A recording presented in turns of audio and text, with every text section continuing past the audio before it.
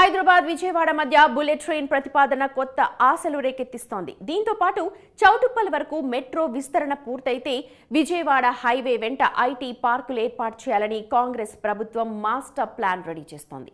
39,000 ఎకరాల ప్రభుత్వ భూమి అందుబాటులో ఉండటంతో విజయవాడ హైవేకు పెద్ద అసెట్ అని కోదాడ ఎమ్మెల్యే పద్మావతి చెప్పారు. విజయవాడ హైవే లేన్స్ ఎక్కువ చేయడం కానీ, మెట్రో విస్తీర్ణ చౌటుప్పల్ వరకు రావడం కానీ, ఉత్తమ్ సారు గత ఎంపీగా ఉన్నప్పుడు కూడా హైదరాబాద్ విజయవాడ బుల్లెట్ ట్రైన్ కూడా ప్రతిపాదనలు పెట్టిండ్రు. అవి కూడా ఇప్పటికీ రైల్వే ఫస్ట్ స్టేజ్ పూర్తి చేసింది.